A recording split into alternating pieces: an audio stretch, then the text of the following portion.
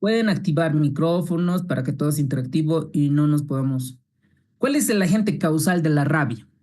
Agarren su resumen, su libro. ¿Cuál es el agente causal? Es un virus, ok. Rotavirus. ¿Ya? ¿A qué familia pertenece? Rhabdoviridae. Carius. Muy bien, doctores. El virus de la Besavirus. rabia es un virus de tipo ARN, ¿ok? Es negativo, es monocatenario negativo de la familia Rhabdoviridae, del género Lyssavirus. Eso tienen que tener, ¿no? Virus tipo ARN de la familia Rhabdoviridae del género Lyssavirus. ¿Cuál es el principal reservorio de la rabia en Estados Unidos y en Bolivia? ¿Quién tiene el virus guardadito, se lo reserva y nos contagia? En Estados Unidos, ¿quién es? Murciélagos, muy bien, Flores. Muy bien. Correcto. Murciélagos en Estados Unidos. En Bolivia, Perros y gatos. los perritos, ¿ok? Los perritos, sobre todo. Esos son, no tanto en la ciudad, ¿no? Yo creo que más en los pueblitos, en zonas alejadas, creo que son los más ahí, ¿ok? Pero para Estados Unidos son los murciélagos y para nosotros en Bolivia los perros, ¿ok? ¿Cómo se transmite el virus de la rabia? Pues con la mordedura, ¿no? Hace la mordedura, hace la herida y el virus ingresa a la parte del sistema nervioso periférico. Entonces, a través de la saliva de los animales, mediante mordeduras. ¿Cuáles son las fases clínicas de la rabia? Fases clínicas. Tenemos el periodo de incubación. Vamos a tener tanto en el animal como en el humano. Y en el animal ya habíamos visto como pregunta similar que ingresó. ¿Cuánto tiempo era en el animal? 10 días. Hasta 2 meses. De 10 días a 2 semanas. 10 Es, días a 2 meses. pues una vez que llega esa parte de la incubación, tiene la fase prodrómica. La fase prodrómica. Es fiebre, un poquito de fiebre, malestar general, y ya tienen los datos de, a ver, alguien está con el, ahora sí, ¿no? En la fase prodrómica, el paciente tiene datos inespecíficos en la manifestación clínica, datos inespecíficos. En la fase neurológica vamos a tener dos fases o dos caminos, la parte furiosa y la parte paralítica. ¿No? Ay, ¿quién es?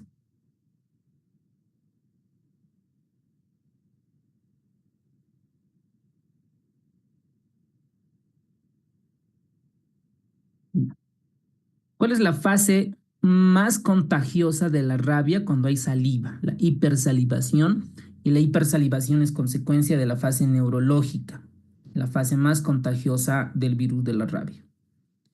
¿Cuáles son los síntomas iniciales de la rabia? Primero vamos a tener datos inespecíficos, fiebre, malestar, y estos datos vamos a destacar las parestesias en el sitio de la mordedura, hormigueos, y el paciente se va a encontrar ansioso. ¿Y qué tipo de encefalitis produce la rabia? Estas son las encefalitis letales que en post-mortem vamos a detectar las inclusiones de Negri. Ahora, dentro del sistema nervioso central, vamos a encontrar en qué zona anatómicamente. También ingreso como pregunta similar. Asta de Amón. En el asta de Amón. Muy bien, doctora. Muy bien. En el asta de Amón. En el asta de Amón está cerca, ¿no? Es cerca del hipocampo y del cerebelo. Entonces, de ahí se toma la muestra. Si en el examen no está, por ejemplo, el asta de Amón, ustedes van a buscar hipocampo seguida de cerebelo. De ahí van a encontrar. Entonces, ahí hipocampo clave. ¿Cuál es la forma más común de rabia? La rabia furiosa, 80% de los casos. Esta rabia furiosa, ustedes saben que se caracteriza por hidrofobia, aerofobia y agitación. ¿Qué es la hidrofobia, doctores? ¿Y qué es la aerofobia? ¿Hidrofobia qué es? ¿Fobia qué? Miedo al agua. Al agua. El agua, doctor. Tú al paciente le alcanzamos agua y comienza a rechazar. Y la aerofobia, Al aire, doc. el aire, ¿no ve? Entonces, por ejemplo, tú le dices, comienza a soplar o le soplamos al paciente, entonces rechaza, se pone ansioso, se agita.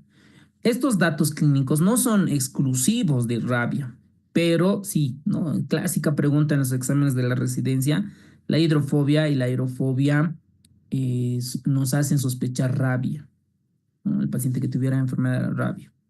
Entonces, eso con al respecto. ¿Qué es la hidrofobia? Ahí está, ya, fácil, ¿no? La hidrofobia son los espasmos, dolor de laringe, faringe, la intentar tragar líquidos. Y la aerofobia comienza la contracción involuntaria de los músculos respiratorios al sentir corrientes de aire. Muy bien. ¿Cuál es el diagnóstico o cómo se hace el diagnóstico post-mortem más común de la rabia? Identificar los cuerpos de Negri. ¿Okay? Esto a través de una tinción de la inmunofluorescencia. Eso ya lo están dominando. ¿Cómo se diagnostica a un paciente vivo? Esto es pre-mortem. PCR, pues necesitamos identificar al virus, PCR en saliva, detección de anticuerpos en líquido cefalorraquídeo, biopsia de piel, en la parte posterior del cuello, ahí vamos a identificar el virus sobre todo con inmunofluorescencia directa. ¿Ok? Esas tres muestras necesitamos, saliva, líquido cefalorraquídeo y biopsia.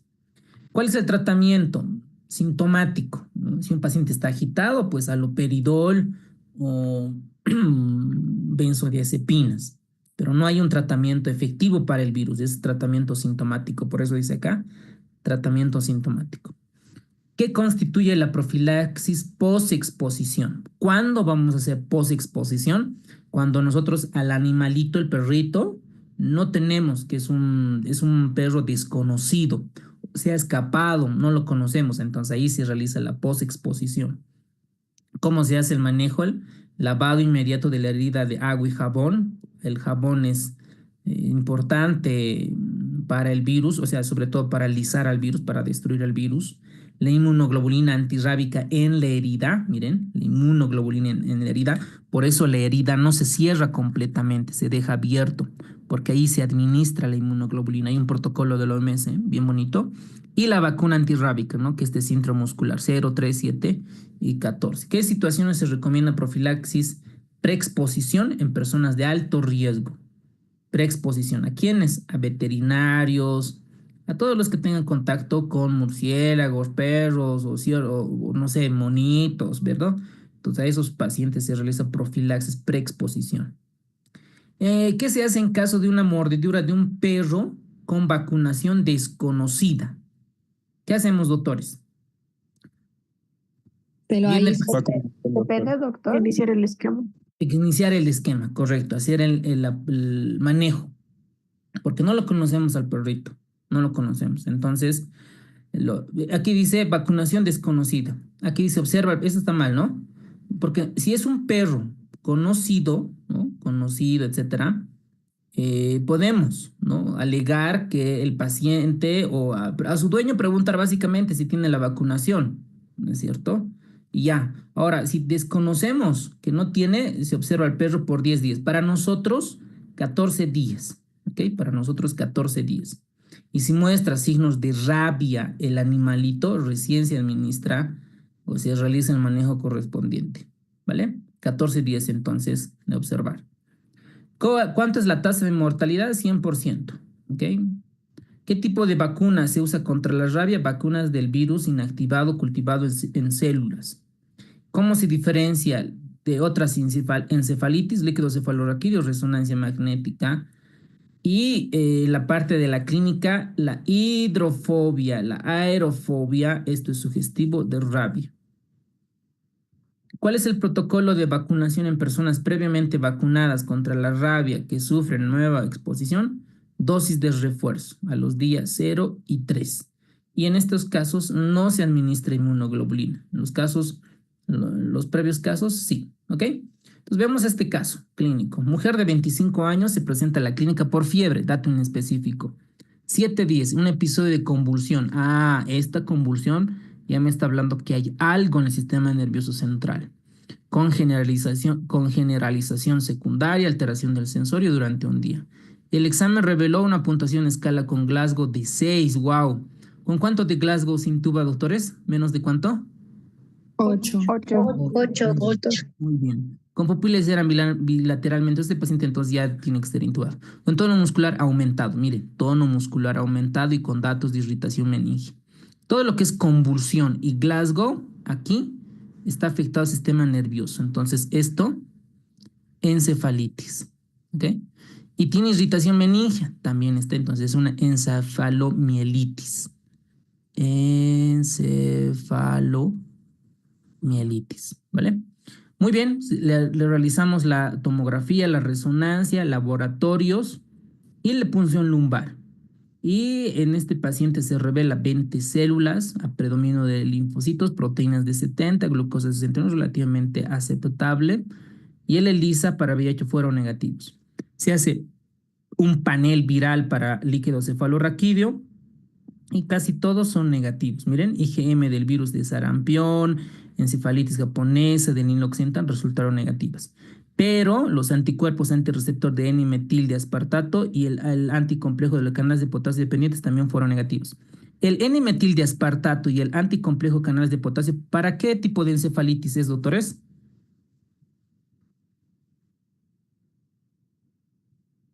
Autoinmunitaria, ¿ok? Para encefalitis autoinmunitaria son estos anticuerpos, el N-metil de aspartato y los anticomplejo anticanales de calcio. Se realiza la resonancia magnética y miren esta alteración en T2. Miren, entra esa alteración. Hay unas lesiones hiperintensas, ¿no? Todo lo que está blanquito, este es el tálamo, la parte de ganglios basales. Acá lo mismo, ¿no? Zonas hiperintensas en el puente. Muy bien. Entonces, hasta acá el paciente todo es negativo, ¿no? El panel viral, tiene Glasgow de 6, recuerden. Tiene Glasgow de 6, además tiene convulsiones. Entonces, el líquido cefalorraquídeo lo que resalta es la linfocitosis, ¿no? Que podría darnos tuberculosis, podría darnos neoplasia. VIH negativo, todo el panel viral del sistema nervioso central dio negativo.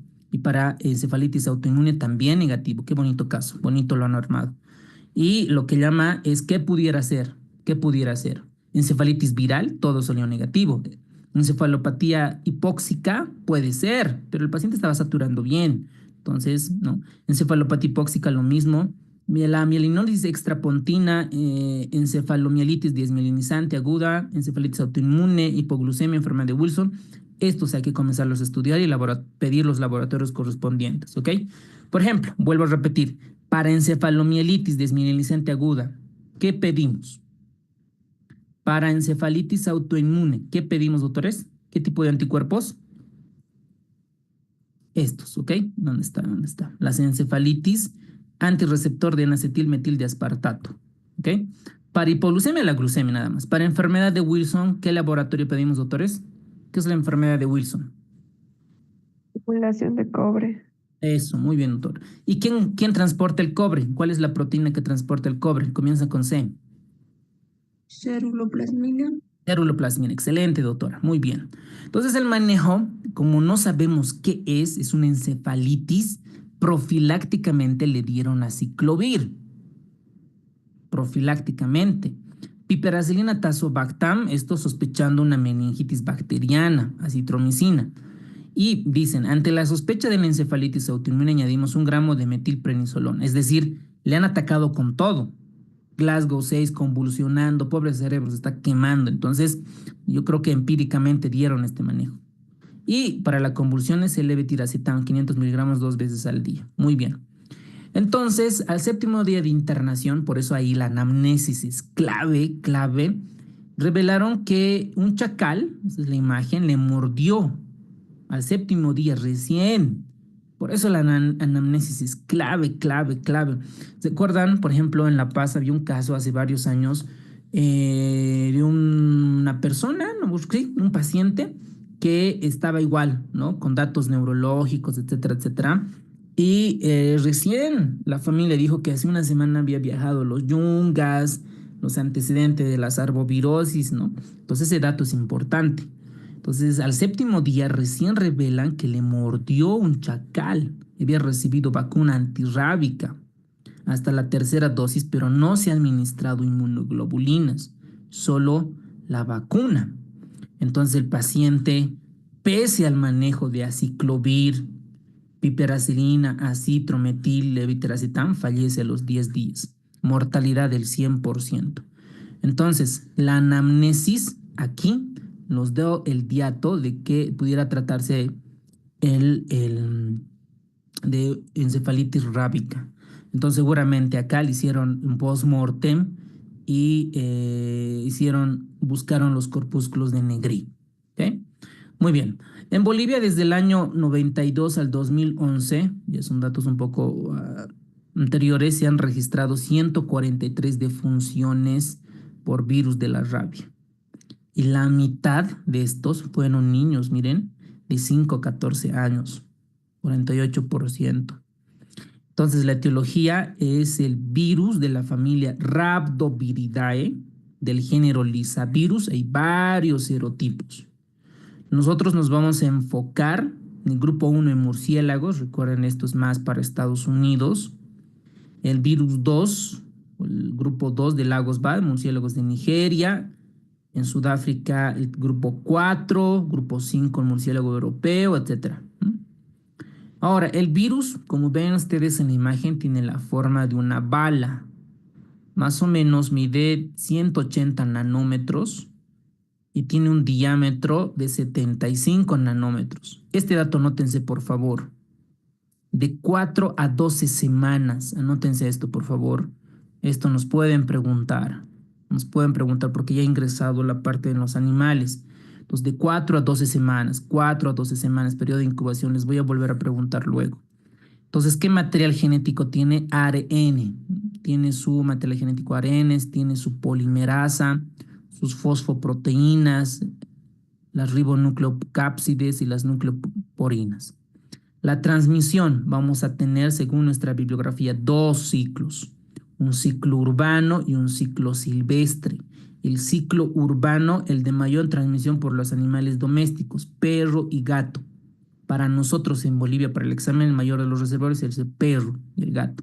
Entonces acá lo que pasa es que, ¿quién tiene el reservorio? ¿Quién es el reservorio? El perro. Estos pueden estar en los pueblitos, ¿no? En las zonas alejadas. Están los perros ahí, ahí alguien tiene el virus y les contagia a otros, ¿no? Y les contagia. Y uno de ellos salta y puede atacar a los niños. Entonces aquí habíamos visto 5 a los 14 años, ¿no? O sea, a los 6 años, 7 años son los más afectados. Pero no pueden defenderse, entonces les muerde, ingresa al sistema nervioso central, hace la encefalitis rábica y la mortalidad es del 100%. El ciclo silvestre. El ciclo silvestre son por animales tipo murciélago o zorros, felinos y otras especies. Entonces ahí el humano no es parte, ¿no? Entonces el murciélago u otros zorros atacan al ser humano. Y tenemos otro que es el ciclo rural. Son animales de consumo y de trabajo, principalmente los camélidos, ovinos, equinos, bovinos, y pues de alguna manera, ¿cómo adquieren el virus? Porque un zorro del ciclo silvestre o un perro con rabia les muerde, ¿no? Muerde, les contagia a los camélidos bovinos y les llega, ¿no? El virus y fallece el animalito en el ciclo rural. La transmisión, el reservorio más común, los perros para nosotros. En Estados Unidos, los murciélagos. ¿Cómo se propaga? A través de la saliva, ¿no? A través de la saliva, mordedura y llega. ¿Ok? Entonces, ¿cuál es el reservorio común en el ciclo silvestre, el virus de la rabia? El murciélago. Ahora, nuestra bibliografía habla un poquito de las propiedades físico-químicas del virus. ¿A qué es sensible y a qué es resistente? ¿Por qué es importante esto? Para hacer cómo vamos a desinfectar. Por ejemplo, el virus es sensible al agua jabonosa. Por eso es la razón, el fundamento por la que se limpia la herida con agua jabonosa. Luz solar, ultravioleta, calor, detergentes, jabones, bases de amonio cuaternario y la iodopovidona. Aquí tendría una pregunta, por ejemplo, la clorexidina.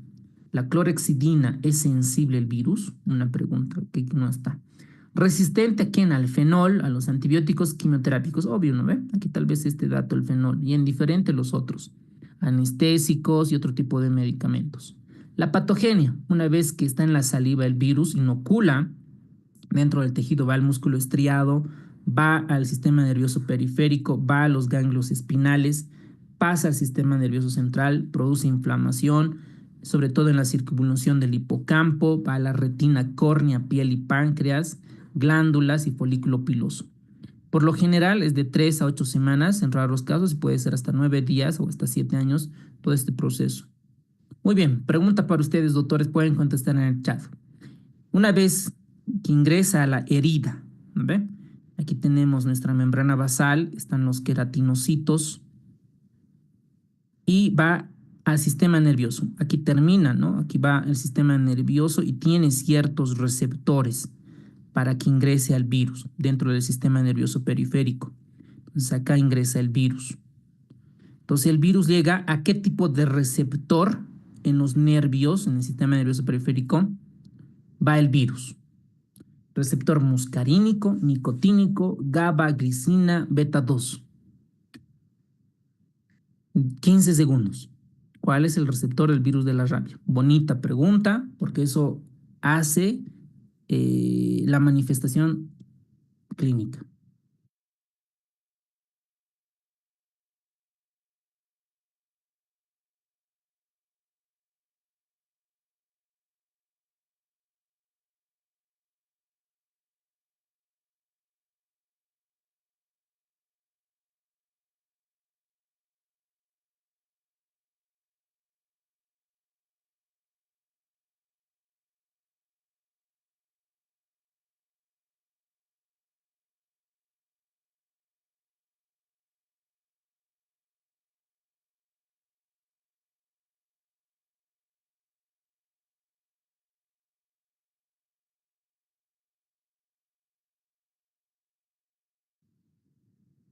Ahora sí, ya. Ahora, ¿qué más dice? Una vez que hemos lavado, desinfectado, observar 14 días. ¿Cuándo vamos a observar? Vamos a observar, por ejemplo, en un perrito que es desconocido de la calle. No. No, exacto, no. Vamos a observar cuando es conocido, cuando al animalito sabemos que está en el vecino, sabemos que la vecina, ¿ok? En esos casos, cuidado que se confunden. Si es una mordedura de un murciélago, de un animal desconocido, necesitamos aplicar, actuamos, no esperamos la observación, ¿ok? Cuidado que se confunden con eso. ¿Qué hacemos luego? Aplicación de la vacuna. ¿Dónde se debe aplicar? Esto es bien salud pública, ¿no ves? Sus preguntas, bien salud pública. En el brazo, en la región del músculo deltoides, en el hombro. La respuesta inmune es mejor en adultos y en niños mayores aplicar en el músculo, dicen adultos y en niños aplicar en el músculo del vasto lateral del deltoides. Listo, ahí para el hombro. En niños menores se puede aplicar en la cara externa del muslo. No dice la edad, dicen niños menores simplemente. Lo vamos a tomar en cuenta como menos de 5 años, ¿ok? ¿Están de acuerdo? No aplicar en los glúteos, dice. Esto pueden preguntarnos. Esto es pregunta bien de salud pública. Posteriormente, la infiltración de suero. En la presentación les hablaba de la vacuna y les hablaba de las inmunoglobulinas. Estas inmunoglobulinas es el suero. El suero tiene, no debería llamarse suero, ¿no ve? Porque el suero no tiene nada, pues es como les digo, líquido con electrolitos puede tener, ¿no? Estas en realidad son inmunoglobulinas. ¿Dónde? Se trata de bloquear la proliferación y progresión virus de la rabia en la zona donde fue inoculado. ¿Dónde voy a aplicar esto, doctores? ¿En el muslo o en dónde aplico este suero? En la lesión, doctor, el 50%. Exacto. Eso, muy 50% bien. muscular, Muy bien, doctor. en la herida, ¿ok? En la lesión. Debe ser aplicado en un área anatómicamente diferente a la zona de la vacuna. Puede no causar interferencia en la respuesta inmunológica, debe ser infiltrado en la región, miren, ahí está. Debe ser infiltrado en la región de la herida y el resto en las otras del área del cuerpo, ¿ok? En la herida, las inmunoglobulinas van en la herida y la vacuna en el deltoides, con eso queda claro.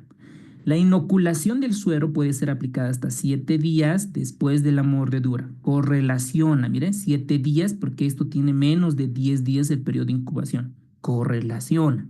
Después del hemorroide pasado el tiempo, dice, después del hemorroide pasado el tiempo no es efectivo el suero, el inmunol no pasa, es decir, más de los 7 días, ¿ok? Muy bien. La cantidad de suero, esto no vamos a memorizar, ¿ok? No deberían, esto es más ya práctica. Suero homólogo, dice 20 unidades internacionales por kilogramo de peso. Y un heterólogo, 40. ¿A qué se refiere homólogo y heterólogo? Heterólogo es digamos, de varios lugares procedentes, ¿no? Heterólogo, homólogo ya es uno. Ahora, ¿cuáles serían las ventajas y desventajas? Que el homólogo tiene menos reacciones adversas que el heterólogo.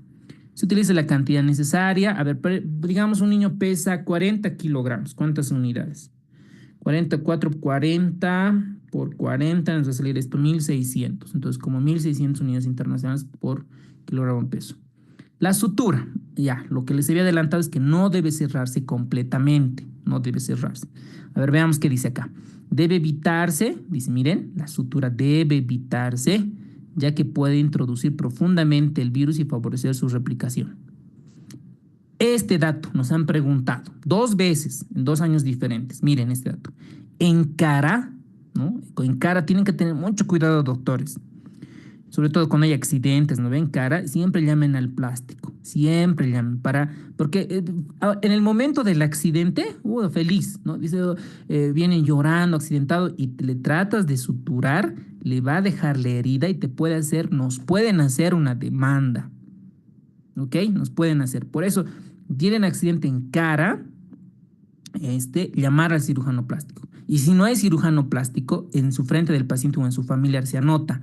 En su frente se llama cirujano plástico, que al momento no se cuenta porque es fin de semana, porque es feriado. Se registra en el expediente clínico. Se registra, firma el familiar, firma el paciente si está consciente. Y recién se procede. Eso consejo por experiencia, ¿ok?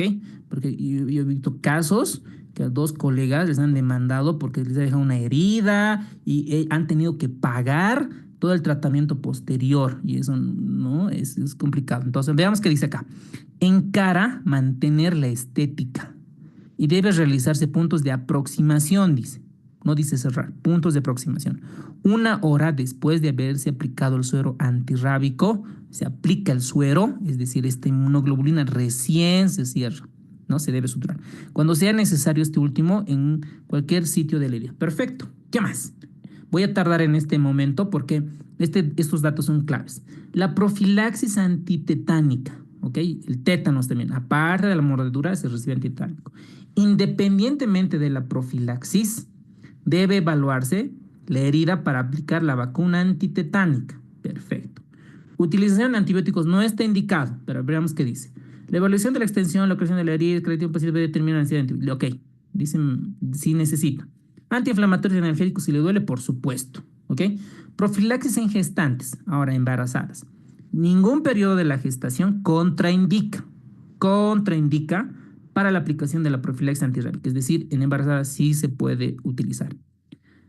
Pacientes que están utilizando corticoides, cuando la dosis es elevada, no dice cuánto. Ni dice cuánto de prednisona, sobre todo para hacer equivalencia corticoide, no dice cuánto, dice elevada, un dato bien al cohete, ¿no ve? 5, 10 miligramos, 60, ¿cuánto es elevado?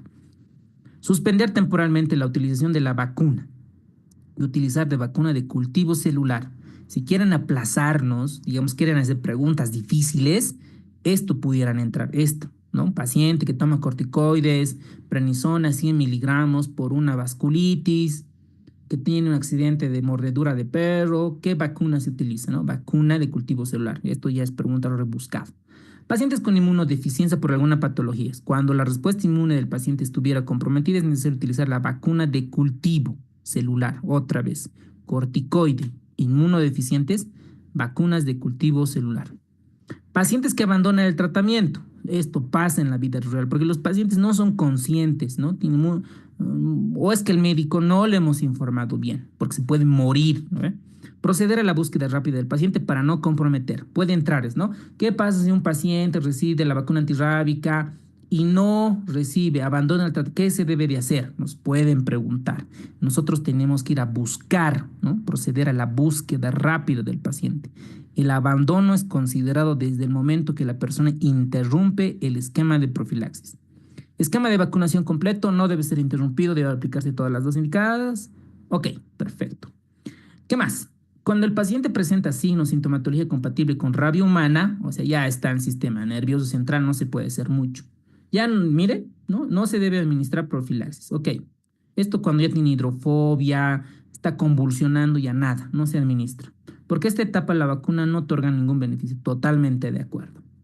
Hablemos ahora de las vacunas antirrábicas de uso humano. Estas pueden ser derivadas de tejido cerebral y vacunas de cultivo celular. Estas son las más buenitas, ¿no ve? Que en pacientes con corticoides inmunosupresores está indicada la vacuna de cultivo celular. Y las otras, pues, normalmente. Ahora, esto no está en el libro, solo es para comentarles de manera rápida. La OMS define 3 categorías de exposición. Categoría 1, un paciente, una persona que toca o se alimenta de animales o la lamer de la piel intacta. La 2 es el mordisqueo de piel descubierta o rasguños. La 3 ya son transdérmicos, la que estamos hablando. Y en base a cada uno de estos hace un tratamiento y un protocolo específico, solo para que escuchen y conozcan y tal vez nunca más vuelvan a ver este tema, ¿ok? Muy bien. La profilaxis preexposición, vacuna, ¿no? Y el otro tenemos la vacuna de cultivo celular. La CRL, recuerden que es esta, derivadas de tejido cerebral, ¿ok? A eso se refiere cuando ven personas que por riesgo ocupacional, profesional, los veterinarios, listo, ¿ok? Los veterinarios. El esquema a utilizar son 3 dosis. Esto nos pueden preguntar a los días 0, 7 a la semana, 28, esos 3. O 28 antes de los 90 días. Si una persona es expuesta al virus rábico, requiere profilaxis antirrábica, se le continuará el esquema reducido clásico, ¿ok? Esto casi para todos. Nos pueden preguntar en el examen, un veterinario, etcétera, ¿qué tipo de vacuna debe de recibir? El tipo de vacuna derivadas de tejido cerebral. Pacientes con inmunodeficiencia, corticoides, esquema con vacuna de cultivo celular. Creo que queda claro con eso. Muy bien, esto de las embarazadas ya hablamos. El suero antirrábico, la inmunoglobulina, ¿ok? El que se administra en la herida. Hay heterólogo, homólogos. El heterólogo viene del plasma de un caballo, de mulas hiperinmunizadas, ¿no? Tiene más reacciones adversas. El homólogo solamente viene del origen humano, ¿ok? Aquí tenemos las reacciones adversas. Había una pregunta, no me acuerdo si era de Bolivia o de otro país, en shock anafiláctico. ¿Cuál era el tratamiento? Adrenalina, ¿ok? Esto es subcutánea, intramuscular o intravenosa. Intramuscular. No. Eso, muy bien, doctora. Intramuscular, siempre. Intramuscular. Para anafilaxis es intramuscular la adrenalina. La enfermedad del suero son reacciones adversas, ¿ok?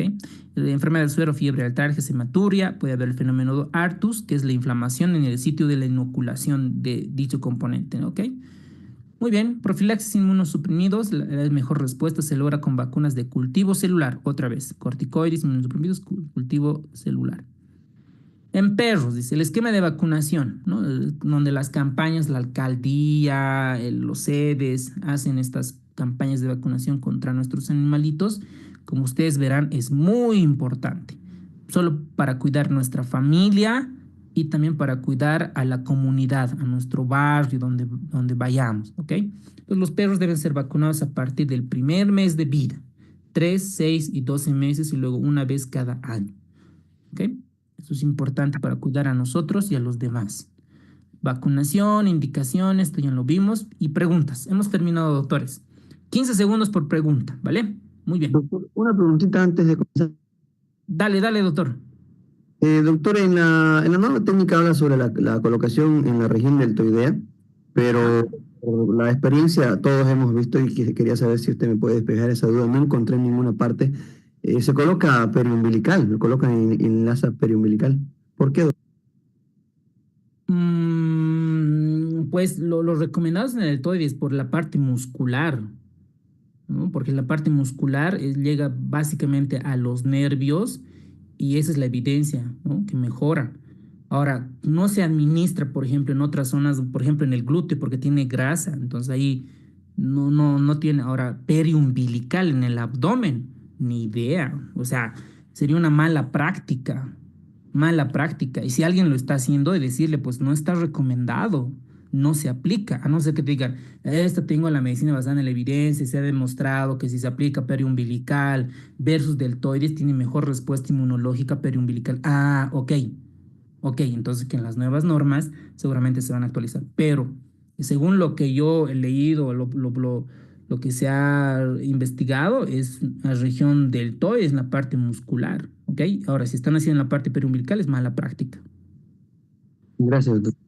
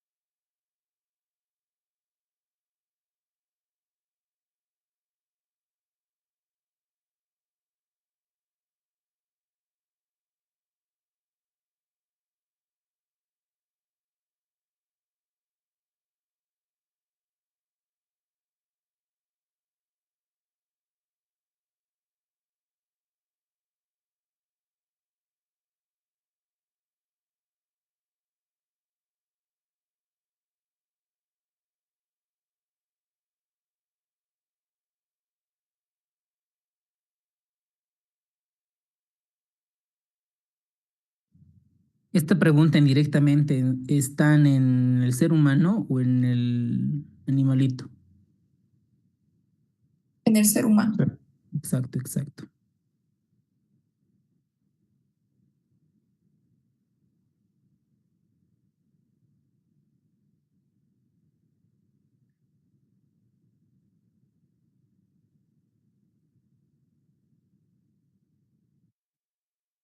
Doctor, una pregunta. Tell me. En la pregunta anterior podía ser las dos respuestas, A ver, ¿cuál es 4 a el 12 periodo? semanas o 3 a 8 semanas. Ah, ¿cuál La está? A o la D. Sí. Sí, tienes razón. Sí, pudiera ser. Sí, toda la razón, doctora. Entonces, el inciso A vale como respuesta, inciso D vale como respuesta. Ojalá así los de la comisión acepten sus errores. Sí, de verdad, doctores, nos hemos confundido, les vamos a dar un punto o va a quedar anulada. O lo correcto sería que hagan 10 preguntas extras, ¿no ve? Como en otros países. Si está una pregunta mal, esa otra entra. Ojalá. Yo creo que sí lo van a hacer. Muy bien, 3 a 8 semanas.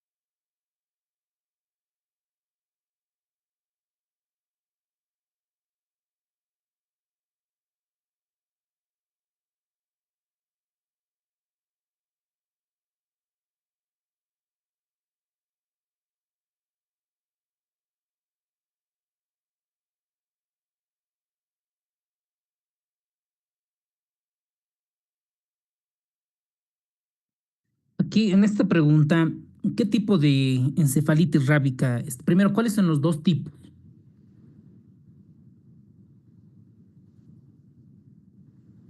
La ¿Cuáles son los furiosa, dos tipos de rabia? ¿Cuál? política y paralítica. Ya. Esta clínica, este paciente, ¿cuál de estos dos tipos tiene? Encefalitis. La furiosa, ¿verdad? Ujú. Por eso tiene hidrofobia, fotofobia, tiene fasciculaciones, tiene rigidez de nuca. Entonces, deberíamos de encontrar hiperreflexia, hipertonía, no parálisis flácida. Esa es la otra parte. ¿Ok? Entonces, siempre traten de relacionar la clínica. Siempre un poquito analizar, ¿no? Porque si respondemos en el examen real, así rápido, así súper, podemos confundirnos. Y lo que se recomienda para el examen es que primero, si la pregunta leer, ¿no ve? Leemos la pregunta como tal bien. Y al leer la pregunta, no voy a ver las opciones. Entonces, ya viendo la pregunta, voy a yo en mi mente, voy a buscar la respuesta. ¿Ok? Yo ya sé la respuesta y recién busco. Cuando no sé la respuesta, digamos, leo la pregunta y no sé la respuesta, recién voy a ver las opciones. Y dentro de las opciones siempre traten de razonar, ¿ok? Cuando están dudando, etcétera, de razonar. Las preguntas que ya saben que están seguros, que están seguras, respondan. Si la pregunta no estás dudando, no te tardes 1 minuto, 2 minutos, pasa a la siguiente pregunta y al final recién resuelve las preguntas que no has podido resolver. Ahora, también es una recomendación cuando ya marques, ¿no? Ya sabes cuál es la respuesta, lo pases al patrón de respuestas, a la hoja. No esperes al final. Ya en estos casi 9 años, 8 años de curso de la RESI, he escuchado muchos casos de que al final lo quieren pasar el patrón, el tiempo no les alcanza uno a veces, dos a veces, en vez de poner 4D, ponen 5D, se confunde, se ponen nerviosos. Entonces esa es la recomendación. Primero en el examen siempre sus datos, ¿no? Lo primero que tienen que hacer sus datos, revisar la cantidad de hojas en total. Seguramente los van a decir ahí los docentes. Son 20 hojas, son 15 hojas. Porque puede ser que solamente les llegue 50 hojas, 50 preguntas y dicen ya he terminado. ¿Y por qué? ¿O qué pasa esas cosas? ¿Ok? Después, ¿qué más? ¿Qué más? ¿Qué más? Nada más. De que puedan dormir bien, eso es clave. A ver, esta pregunta está fácil. Vamos.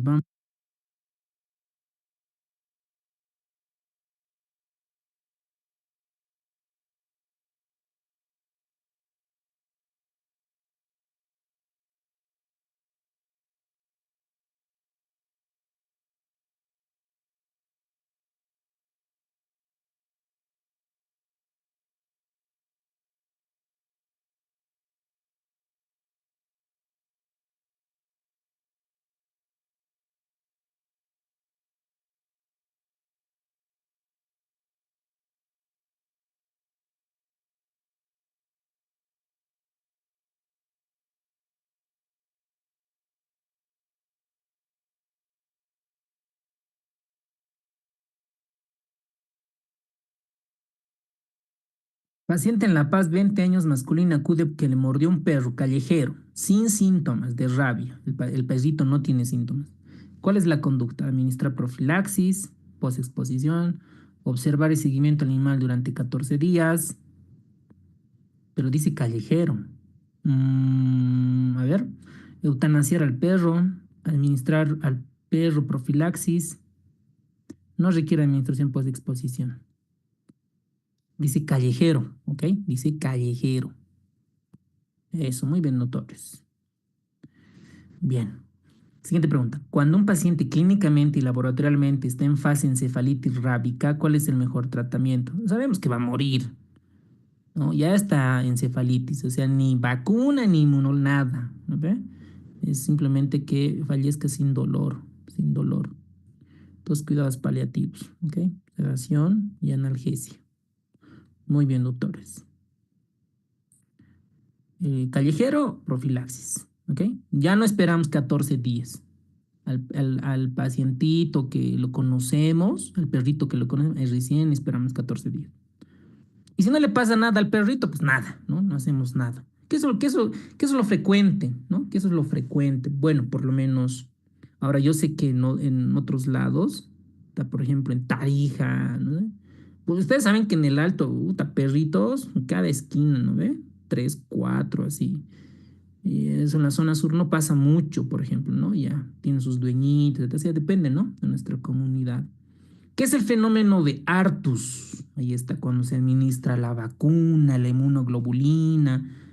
Pasa este fenómeno. ¿Qué es?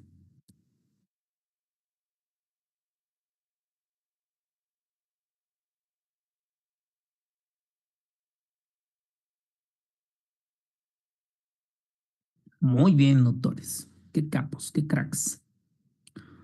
Muy bien. Los síntomas de la rabia son los siguientes, pero ¿qué? ¿En qué fase, pues? ¿Fase prodrómica?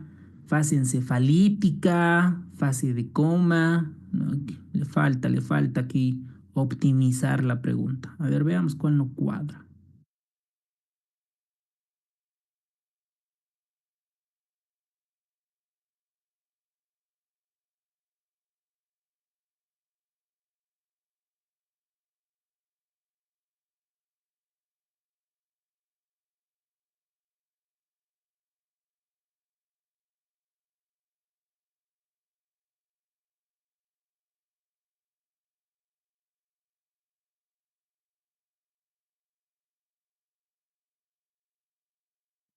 ¿Cuál es la diferencia entre mortalidad y letalidad, doctores? Pueden activar su micrófono. Recuerden que los mejores siempre se juntan con los mejores. ¿No ve? La gallina no se junta con un águila, ni el águila con una gallina. ¿No ve? Entre águilas. Incluso el águila es medio solitario, ¿no? ¿Cuál es la diferencia entre mortalidad y letalidad? Porque esta pregunta debería de ser letalidad. A ver, mostremos su opinión. Mortalidad es el índice que se toma en base a la población general y letalidad es cuando se toma un índice en base a personas enfermas, infectadas o... Ok, bien, bien, bien. ¿Otra opinión?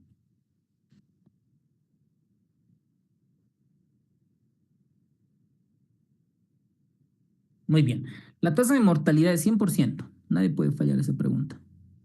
El virus de la rabia, ¿cuánto tiempo permanece en el lugar de la inoculación sin propagarse antes de la invasión neural? Uy, qué pregunta hiper rebuscada. ¿De cuánto tiempo permanece? 72 horas. Wow. Ahora sí, con esta terminamos. Cuando el virus de la rabia llega al cerebro, frecuentemente produce edema y congestión vascular. Totalmente de acuerdo. La zona del cerebro más afectada.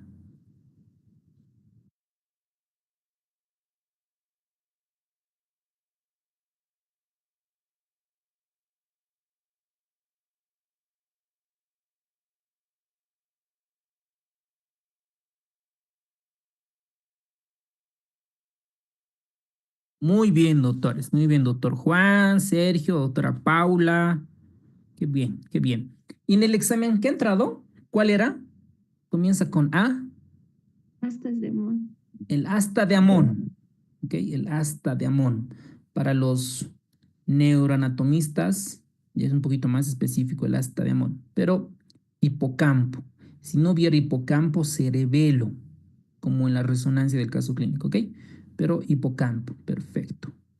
¿Qué funciones tiene el hipocampo? Una, a ver, memoria, el Alzheimer, y así podemos estar haciendo pregunta tras pregunta. La observación de perros y gatos que haya sido agredido debe realizarse por un periodo de observación al perro. 14 días, nadie puede fallar, nadie puede fallar. 14 días. ¿Ok? Muy bien, doctores. 14 días. Muy bien, vámonos a lepra. ¿Dónde está? Voy a abrir mi presentación. Doc, disculpe, en lo que cambia de diapositiva, quería decirle que en la norma sí está el periodo de incubación de 3 a 8 semanas,